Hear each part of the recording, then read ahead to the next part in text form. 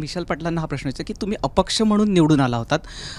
राज्यात देशातली सत्ता ही थोडीशी अशी अस्थिर स्वरूपाची आहे.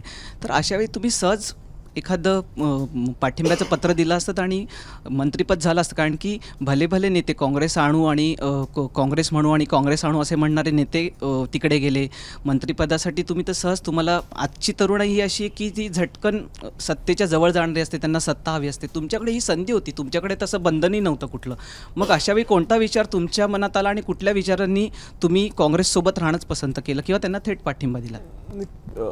कुठलाच विचार मनात, दुसरा विचारच येत नाही मनात. संस्कार जे आहेत, वसंतदादांनी हे देश स्वातंत्र्य करायसाठी लढा दिला. मी माझ्या भाषणात ही बोललो होतो आणि कदाचित तो मुद्दा महत्त्वाचा की वसंतदादा हे खूप लहानपणी अनाथ झाले होते. दोन्ही आई वडील वारले होते, तेव्हा त्यांचं 2 वर्षही वय नव्हतं. त्यांची राजकीय सुरुवात किंवा कामाची सुरुवात ही काँग्रेसमुळे झाली. त्यांना काँग्रेस सापडलं, काँग्रेसने त्यांना ओळखलं. त्या काँग्रेसच्या विचारात ते पूर्णपणे अगदी 13-14 वर्षाचे असताना त्यात वाहून गेले आणि त्यातनं त्यांनी ठरवलं की हा पक्ष आपण धरायचा आहे आणि या पक्षामुळेच आपल्याला स्वातंत्र्य मिळू शकेल आणि ह्या देशाला पुढे नेऊ शकतो, ह्या देशाला सुरक्षित ठेवू शकतो तो काँग्रेस पक्ष. ही विचारधारा खूप लहानपणापासून आमच्यात आहे. आम्हाला पक्षात राहण्यासाठी अँटी डिफेक्शन ॲक्टची बंधनं लागत नाहीत, आम्हाला आमच्या संस्काराची बंधनं आहेत. त्यामुळे मी चिन्हावर आलोय का कसं आलोय हे मला फरक पडत नाही. म्हणजे मी आयडिओलॉजीने बांधलेलो आहे, मी त्या अँटी डिफेक्शन ॲक्टनी बांधलेलो नाही. कदाचित पक्षातनं चिन्हावर निवडून आलेला एखादं फुटेल, पण आम्ही का फुटावं?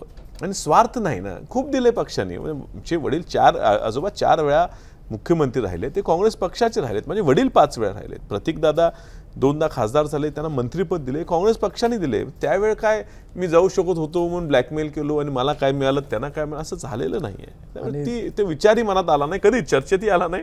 आणि बाळासाहेब आम्ही त्या एका विचाराने त्याला सोडतोय.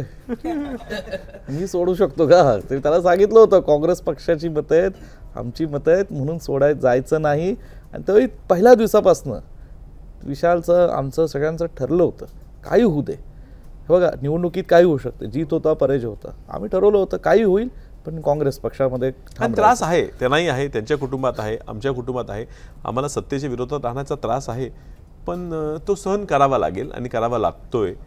पुढे बदल होईल. त्यांनी जो प्रश्न विचारला त्याच्या मागचं एक बॅकग्राऊंड महाराष्ट्रामध्ये असं आहे की अशोक चव्हाण ज्यावेळेस भारतीय जनता पार्टीबरोबर गेले, तुम्ही मला खूप दिलं म्हणून, अशोक चव्हाणांच्या बाबतीत सुद्धा हाच प्रश्न उपस्थित केला गेला की त्यांचे वडील मुख्यमंत्री अनेक वर्ष केंद्रात मंत्री, स्वतः अशोक चव्हाण 2 वेळा मुख्यमंत्री झाले, महाराष्ट्र प्रदेश काँग्रेसचे अध्यक्ष झाले, खासदार होते आणि त्यांना फार तरुण वयात खासदारकी मिळाली होती. पहिली निवडणूक ते हरले आणि त्याच्यानंतर तरीसुद्धा त्यांना पुन्हा एकदा संधी देण्यात आलेली होती.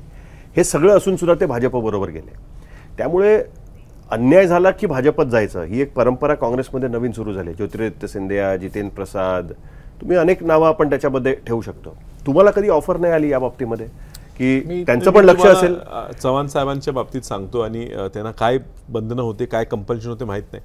पण 2008ला ज्यावेळी ते मुख्यमंत्री, त्यांचे वडील पूर्वी मुख्यमंत्री झाले, त्यावेळेला पहिल्यांदा जे ते मुख्यमंत्री झाले त्यावेळी वसंतदादांचं नाव चर्चेत होतं आणि वसंतदादांच्या ऐवजी ते झाले, पुन्हा त्यांच्यानंतर वसंतदादा झाले. त्यांच्या पहिल्या वेळेला तेच झालं होतं.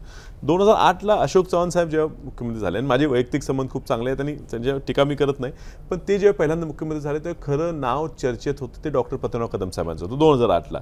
आणि सांगली जिल्ह्यात थोडी नाराजी होती की कदम साहेब मुख्यमंत्री होणारच होते, पण अशोक चव्हाण साहेबांचे झाले. आणि मग घरी पक्षाला गरज असताना, अडचण असताना आमचं कुटुंब काँग्रेस पक्षावर राहिले.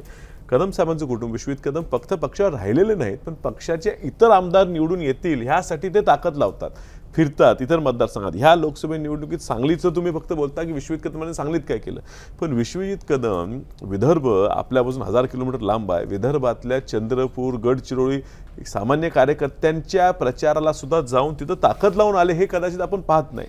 ही ताकद ह्या ज्या व्यक्तीच्या मुख्यमंत्रीपद थांबवून ह्यांना मुख्यमंत्रीपद मिळालं ते आज पक्षाचं अडचणीत ठाम राहिलेले आहेत. त्यांनी राहायला पाहिजे होतं असं मला वाटते.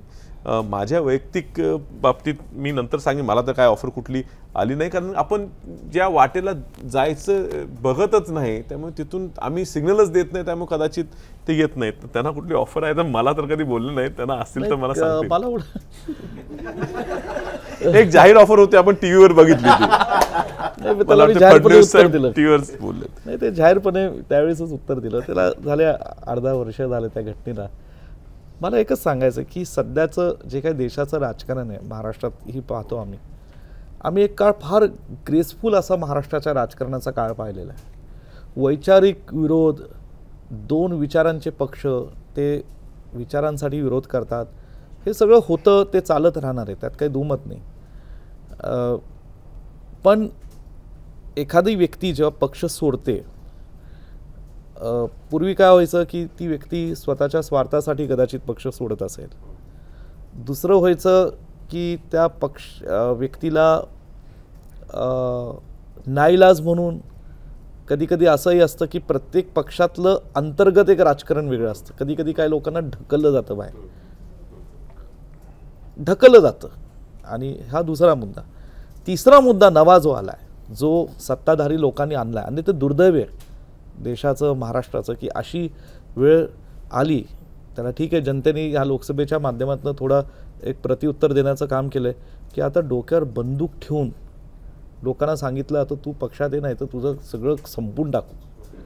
ही नवी महाराष्ट्रात आणि देशात एक नवी पद्धत गेल्या 10 वर्षापासून पाहायला मिळते. म्हणून कोण कशासाठी पक्ष सोडतं याचं कारणाचं विश्लेषणही झालं पाहिजे. पण मुळात एवढं नक्की आहे की माझं प्रामाणिक मत आहे की ज्या व्यक्तीला, ज्या कुटुंबाला काँग्रेस पक्षाने खूप काही दिलं आहे, तर त्यांनी निश्चितपणे हे पाऊल उचलू नये.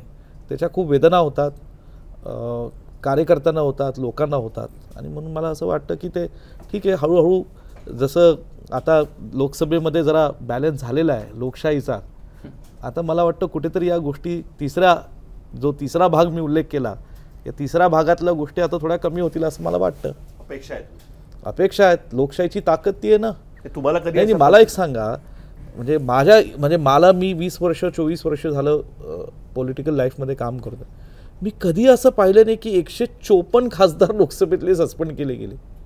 154 म्हणजे ही लोकशाही असूच शकत नाही. हुकुमशाहीच्या दिशेने आपला देश चालला होता जेव्हा 154 देशातल्या वेगवेगळ्या राज्यातील वेगवेगळ्या लोकसभा मतदारसंघातले लोकशाहीच्या प्रक्रियेतनं निवडून आलेल्या लोकप्रतिनिधींना जर देशाचं सर्वोच्च असणारं लोकशाहीचं मंदिर, तिथं काही राजकीय दबावापोटी त्यांना या ठिकाणी आज 154 लोकांना सस्पेंड करत असेल तर योग्य नाही.